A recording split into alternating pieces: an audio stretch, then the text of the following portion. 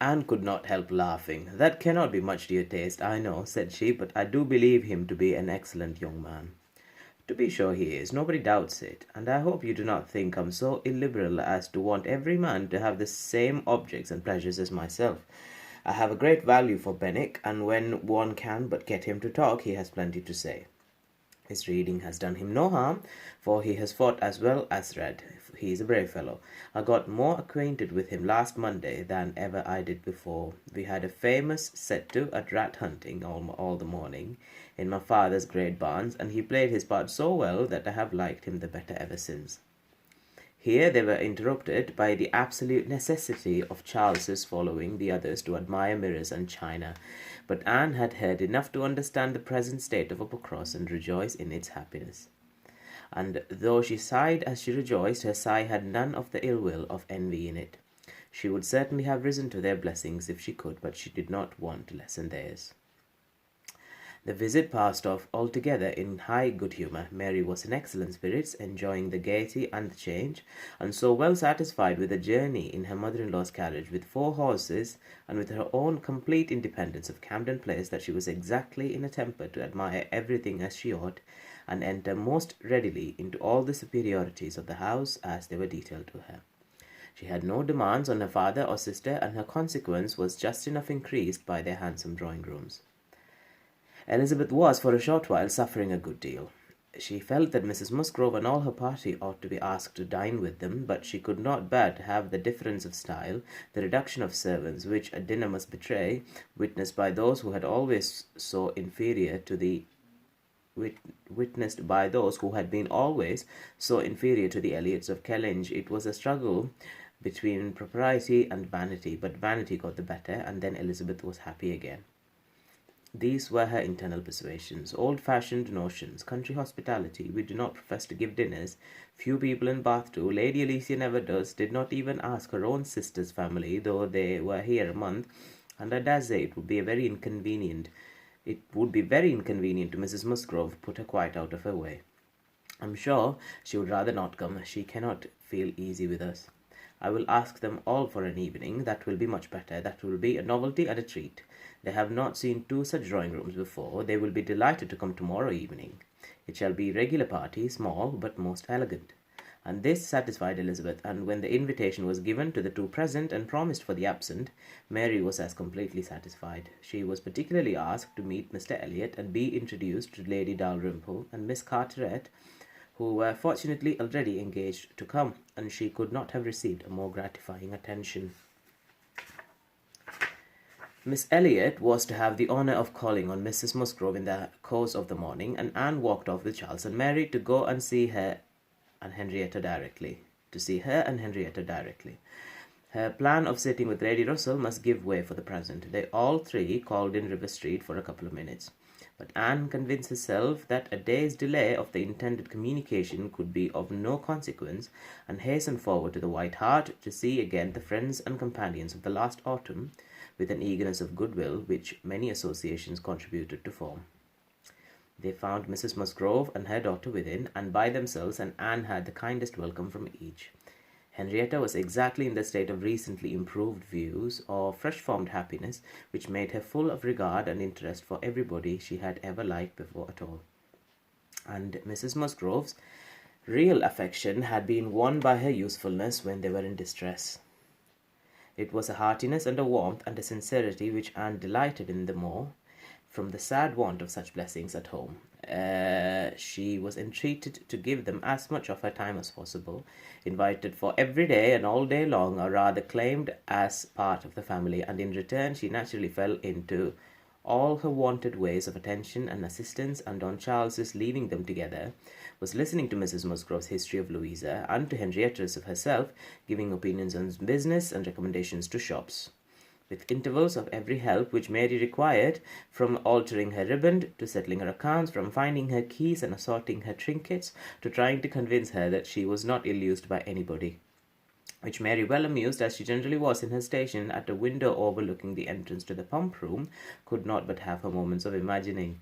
A morning of thorough confusion was to be expected. A large party in an hotel ensured a quick changing, unsettled scene. One 5 minutes brought a note, the next a parcel, and Anne had not been there half an hour when their dining rooms, spacious as it was, seemed more than half filled.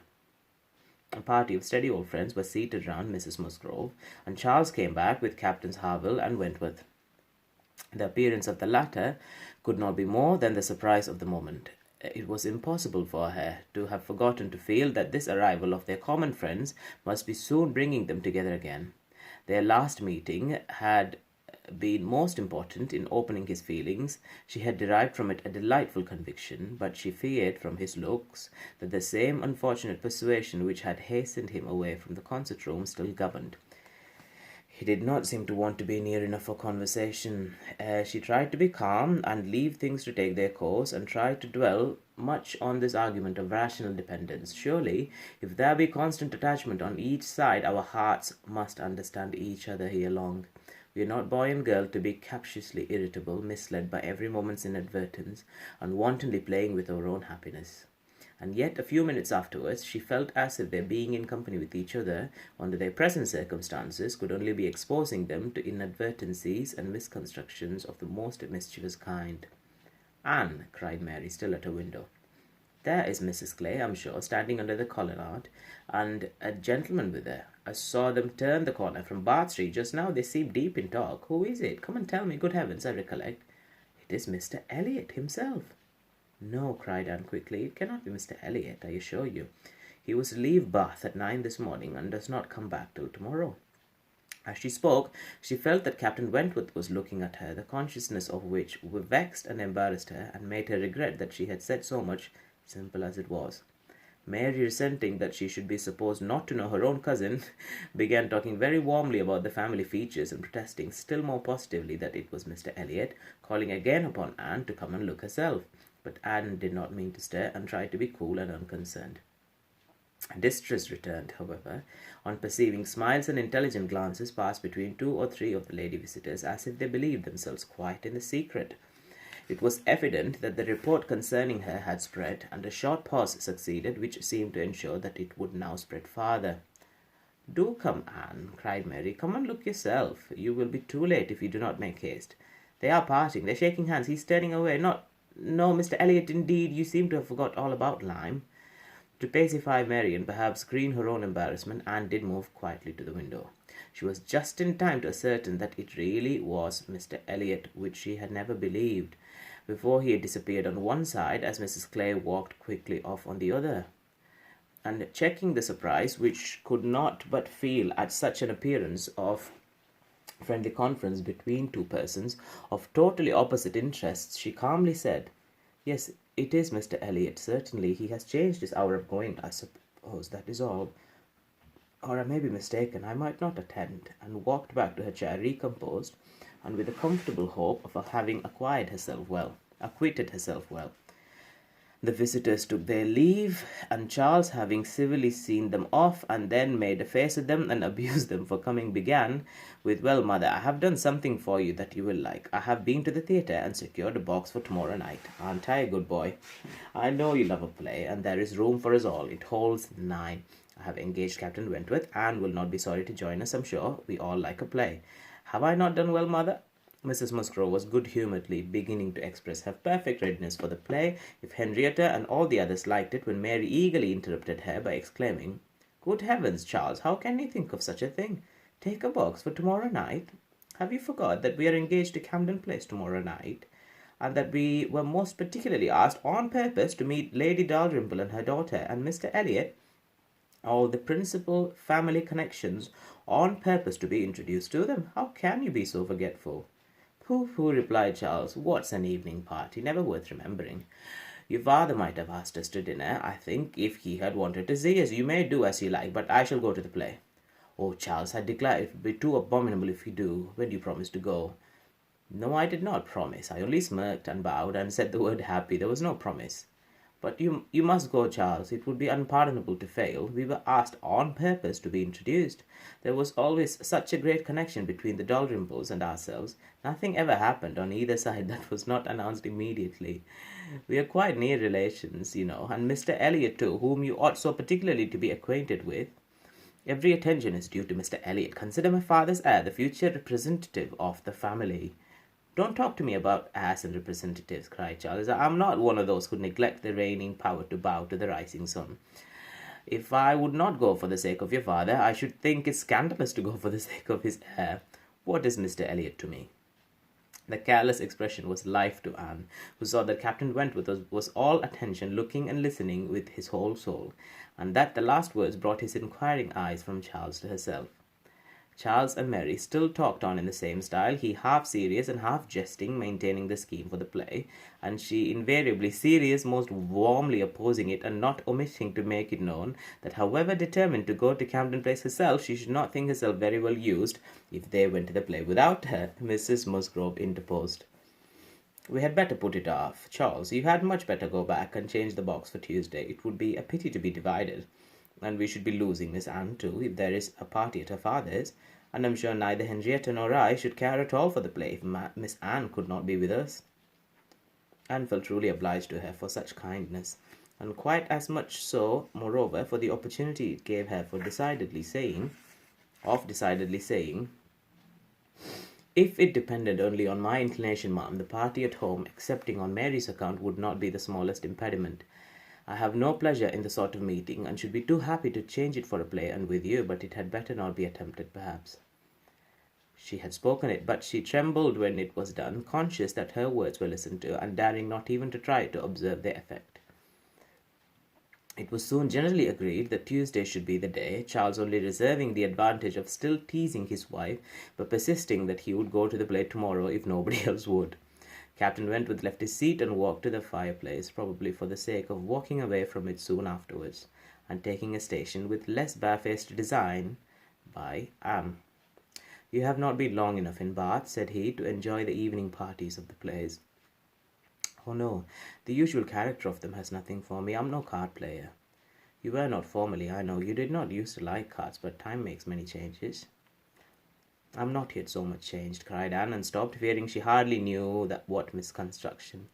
After waiting a few moments, he said, and as if it were the result of immediate feeling, it is a period indeed. 8 years and a half is a period.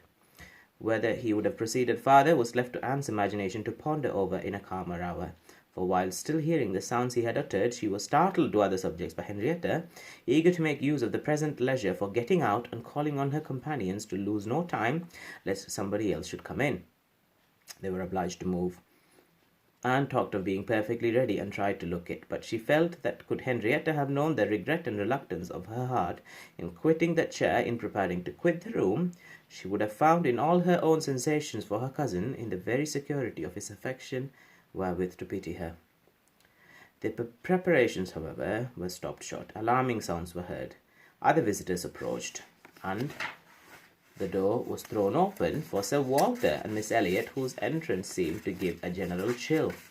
Anne felt an instant oppression, and wherever she looked saw symptoms of the same. The comfort, the freedom, the gaiety of the room was over, hushed into cold composure, determined silence, or insipid talk to meet the heartless elegance of her father and sister. How mortifying to feel that it was so. Her jealous eye was satisfied in one particular. Captain Wentworth was acknowledged again by each, by Elizabeth more graciously than before. She even addressed him once, and looked at him more than once. Elizabeth was in fact revolving a great measure. The sequel explained it. After the waste of a few minutes in saying the proper nothings, she began to give the invitation which was to comprise all the remaining dues of the Musgroves. Tomorrow evening to meet a few friends, no formal party. It was all said very gracefully, and the cards with which she had provided herself, the Miss Elliot at home, were laid on the table. With a courteous, comprehensive smile to all, and one smile on one card more decidedly for Captain Wentworth, the truth was that Elizabeth had been long enough in Bath to understand the importance of a man of such an air and appearance as his. The past was nothing. The present was that Captain Wentworth would move about well in her drawing-room. The card was pointedly given, and Sir Walter and Elizabeth arose and disappeared.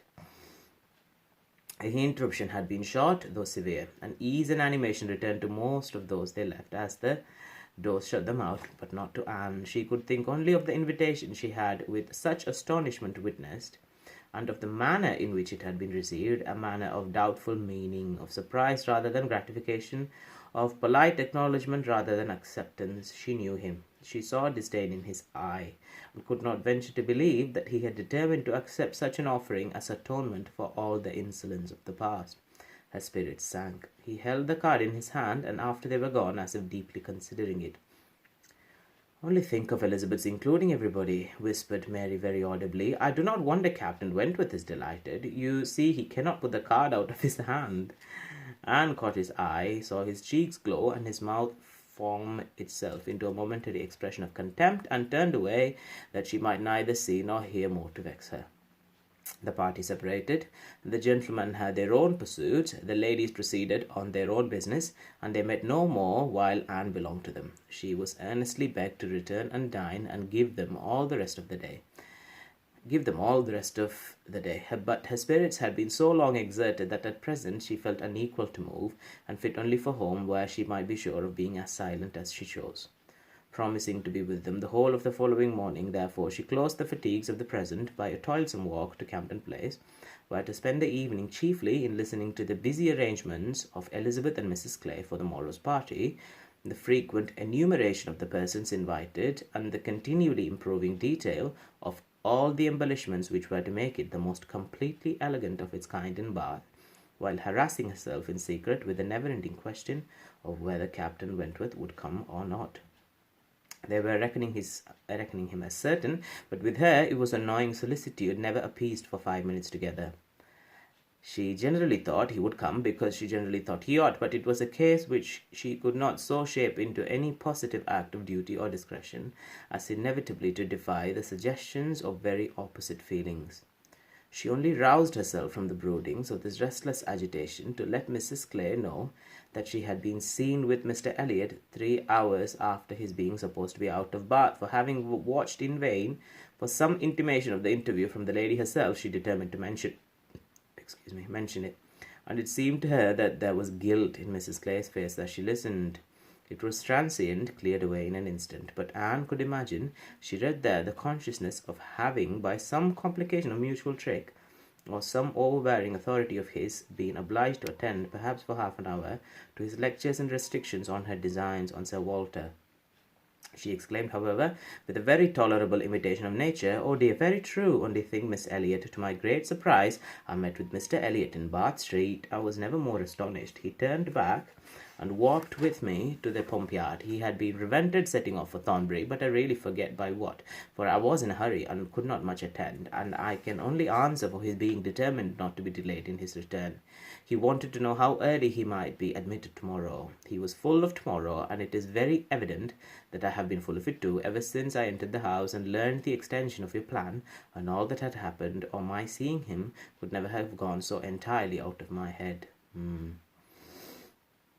Chapter 23. One day only had passed since Anne's conversation with Mrs. Smith, but a keener interest had succeeded, and she was now so little touched by Mr. Elliot's conduct, except by its effects in one quarter, that it became a matter of course, the next morning, still to defer her explanatory visit to Ingerbus Street. She had promised to be with the Musgroves from breakfast to dinner. Her fate was plighted, and Mr. Elliot's character, like the Sultaness Scheherazad's head, must live another day. She could not keep her appointment punctually, however. The weather was unfavourable, and she had grieved over the rain on her friend's account, and felt it very much on her own before she was able to attempt the walk. When she reached the White Hart and made her way to the proper apartment, she found herself neither arriving quite in time, nor the first to arrive. The party before her were Mrs. Musgrove talking to Mrs. Croft, and Captain Harville to Captain Wentworth. And she immediately heard that Mary and Henrietta, too impatient to wait, had gone out the moment it had cleared, but would be back again soon, and that the strictest injunctions had been left with Mrs. Musgrove to keep her there till they returned. She had only to submit, sit down, be outwardly composed, and feel herself plunged at once in all the agitations which she had merely laid her account of tasting a little before the morning closed. There was no delay, no waste of time. She was deep in the happiness of such misery, or the misery of such happiness, instantly. 2 minutes after her entering the room, Captain Wentworth said, "We will write the letter we were talking of, Harville. Now, if you will give me materials." Materials were all at hand on a separate table. He went to it, and nearly turning his back on them all, was engrossed by writing. Mrs. Musgrove was giving Mrs. Croft the history of her eldest daughter's engagement, and just in that inconvenient tone of voice, which was perfectly audible while it pretended to be a whisper.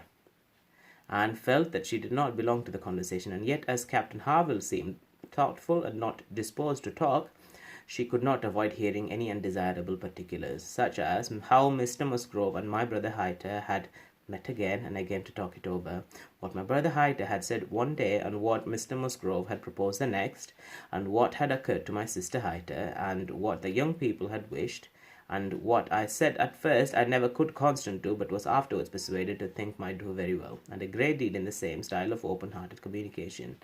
Minutiae, which even with every advantage of taste and delicacy which good Mrs. Musgrove could not give, could be properly interesting only to the principals. Mrs. Croft was attending with great good humour, and whenever she spoke at all, it was very sensibly, and hoped the gentlemen might each be too much self-occupied to hear.